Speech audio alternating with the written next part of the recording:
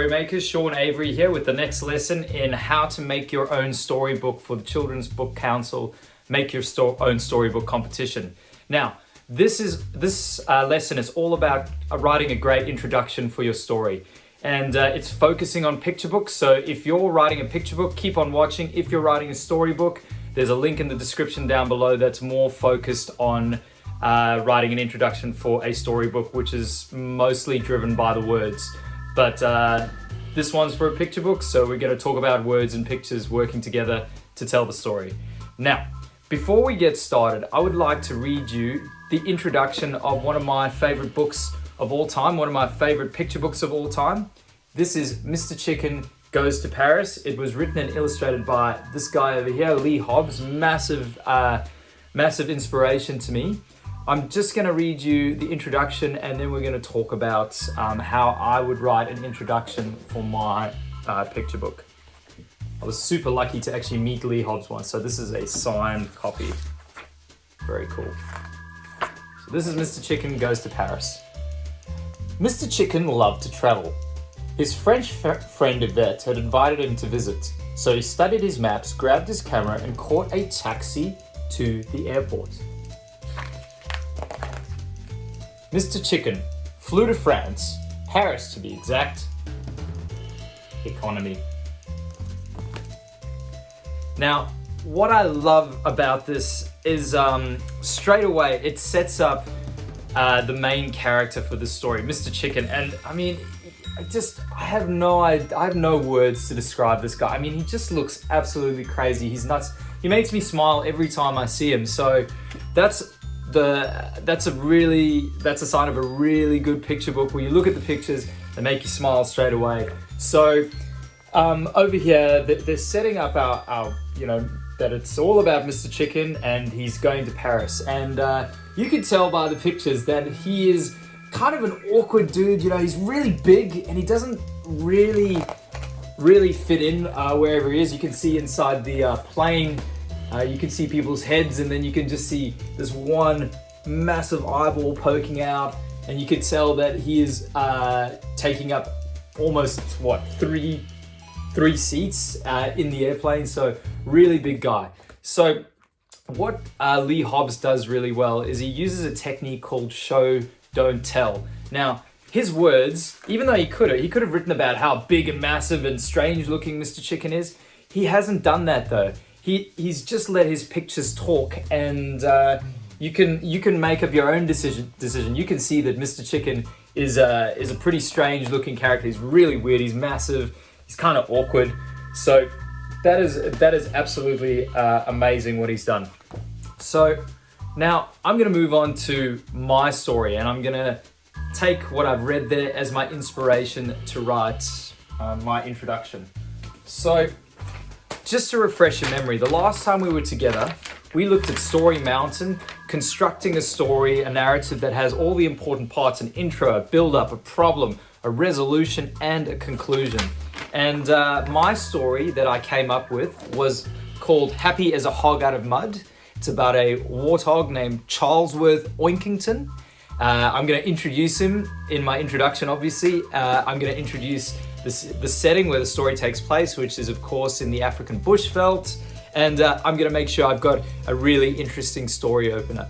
So I'm going to go over to my desk now, and I'm going to get cracking with that.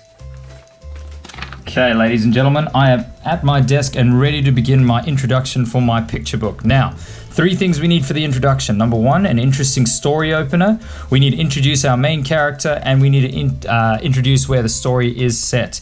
Now, if we introduce our character and our setting in an interesting way, we will automatically get that interesting story opener. So we don't need to worry too much about focusing on that. It should happen automatically.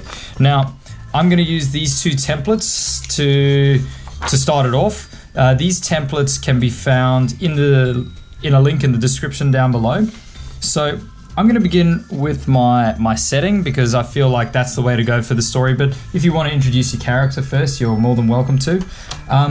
Just like Lee Hobbs does in Mr. Chicken, I'm going to show, don't tell. So I'm going to let my words and I'm going to let my pictures do a lot of talking in this one. I'm going to write with my senses, what we can see, what we can feel, what we can hear. Now, generally, you don't want to take more than 4 pages to introduce your setting. I am anticipating I will only need 2 pages, but I've got those extra ones there just in case I want to do a little bit more description.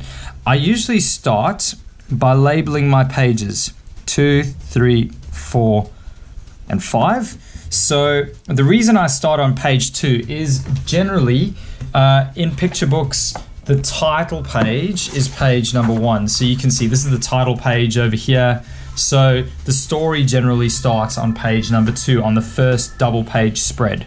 So I'm going to write number 2 because that's going to be my, obviously where my story begins. And I'm going to begin with the warthogs and what they're doing. So I'm just going to start off, very simple sentence. Warthogs love to play in mud.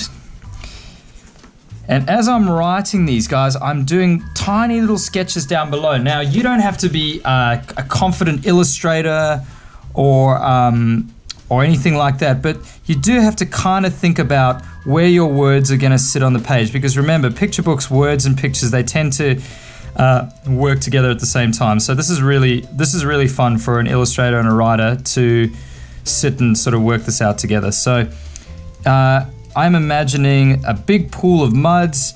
Maybe there's some little African trees in the background to give people an idea of where it is, and they're sort of splashing mud at each other and mud's flying all over the place. Now, guys, this is a very, very rough drawing. You can see that it is obviously nowhere near what a final illustration will be, but I do know that I've got some hogs in the mud on page number 2, and I do know where my text is going. I tend to draw a little line over there that sort of indicates where I might place the text. Okay, great. So you can see just on the first page, warthogs love to play in mud. We can sort of see the mud pool. We can see the African bushveld in the background. So I'm definitely doing a little bit of show don't tell there. Page number 3, something like, I want to show people how truly obsessed the warthogs are with playing in the mud. So what I've done is I've dedicated a whole page to that. I've said they will slip and slide and slop about it in it all day long. And I'm imagining the pool of mud here. This is like maybe a silhouette a bit far away. I'm imagining maybe the sun sort of rising and the hogs are playing in the mud here, and then it's midday, the hogs are still playing, and then the sun's setting and the hogs are still playing. So I think that's, and then of course that'll also give me the option of showing more of, because I'm zooming out, it'll give me an option to show more of the African bushveld in the background, which will further cement where my setting is. So now I'm pretty happy with this. I don't think I need to explain any more about where it is. I'm just gonna do some amazing pictures here, and that'll sort of communicate what the place looks like. So I've done show don't tell. I haven't overly described the setting. I've spoken a little bit about it, and I've spoken about the animals that are in the setting. You can obviously see what's going on very clearly. It's very visual. How does it feel? Well, it's an all-day sort of thing. It's lots of excitement, obviously, because the hogs, I'm imagining, are sort of playing games, splashing at each other. And then what does it hear like? What does it sound like? Well, they slip and slide and slop. Those are onomatopoeia words, so it kind of, you can imagine in your head what it's sounding like. It's all squishy and slidey and sloppy and slippery. So I think that is a pretty good start for my setting. I'm going to move on to my character now. Okay, my character is Charlesworth Oinkington, otherwise known as Charlie, which I imagine he hates because I think he might be a pretty serious character. Charlie, or you can call him a gentleman or a gentle hog, which is pretty funny. I'm going to work that in there somehow. All right, now let's introduce Charlie. Now, with my setting, I only used 2 pages. So I'm going to get rid of 4 and 5 over here because I actually didn't use it for that. If I want to later, I can go stick an extra scene back in there. I'm not sure I will. I feel like that's enough for just to do our setting. We introduce Charlie. So it says, warthogs love to play in the mud. They will slip and slide and slop about in it all day long. But not Charlesworth Oinkington. So I'm imagining the text or the copy goes at the top here, and I imagine there's a picture of Charlie. So I don't know what he looks like yet. I haven't done any of his character sketches, so I imagine he's quite fancy, wearing a suit. Maybe he's got a bow tie. I don't know. Here he is. There's his little tusks. Here's his mouth. And there we go. There we go. It's my first drawing of Charlie. It'll be interesting to go back at the end of this once I've finished creating the story and see what he... Oh, forgot his tail. To see what he looks like in the end. But not Charlesworth Oinkington. I might underline that, or I might do it in bold to make it really obvious. Okay, so now I need to talk a little bit about him, and I've got 1, 2, 3 pages to do it. I've taken a whole page to show him here, just to make sure, just to drive home the point that he's really important. So, what can we talk about? What can we say about Charlie? I know. He's a sophisticated gentle hog. He enjoys sophisticated things like reading poetry, drinking English breakfast tea, and rare bird watching. Now, I'm looking at these 3 things here. We call this the rule of 3. So 3 is just a really good number. If he was just doing 2 things, it would be maybe too few things. If he was doing more than 3, it would be too many. 3 just seems to be a good number. So this is a writing technique called the rule of 3. And I might draw 3 pictures, 1, 2, 3 over here of him doing these things. And I also, because I feel like I might have a bit of space on this page. I mean, he's not going to take up this much space in the end. So what I might do is I might take this paragraph and I'll move it up onto page 4, and I'll have that paragraph just underneath Charlie. So it'll go, but not Charlesworth Oinkington. He's a sophisticated gentle hog.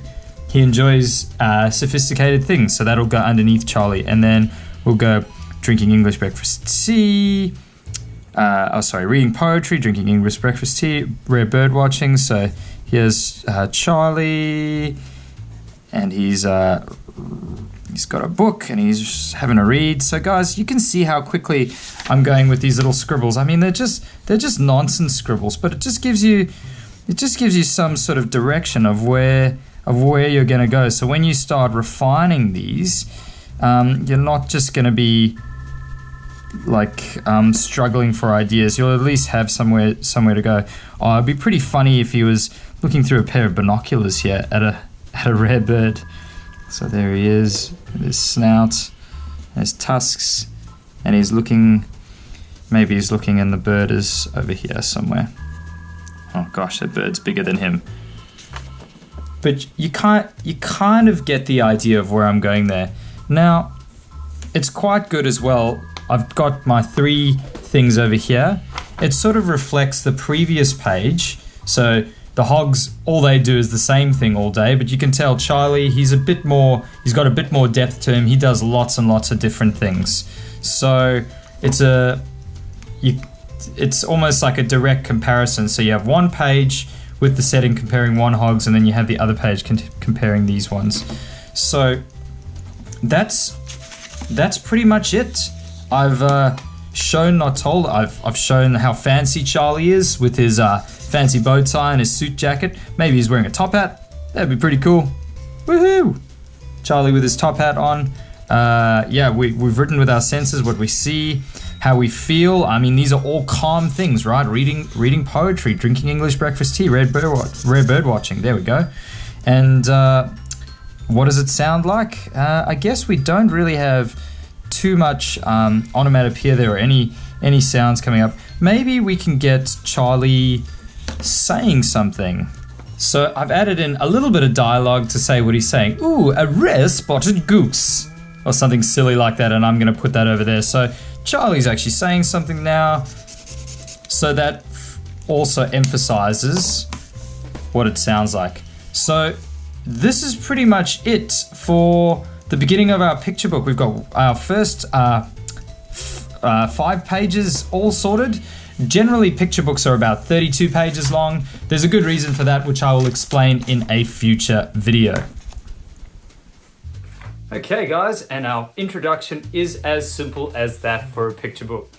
Keep your words to a minimum, show don't tell, write with your senses, and you've got it. And you can always add to this, guys.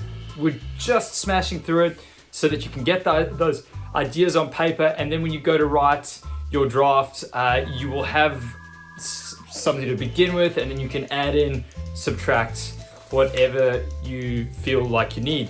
And of course, you're keeping in mind what your pictures are looking like as you go along, so you're not over describing with your words. You've got that nice, beautiful balance that makes a picture book fantastic. All right, that's it for today. Homework, make sure you're reading. Illustrators, make sure you are drawing every single day, and make sure by the next lesson you've got your character sheet and your setting sheet filled out, and we will continue with the next part of Story Mountain. Thank you for joining me, guys. Happy creating. I'll see you soon.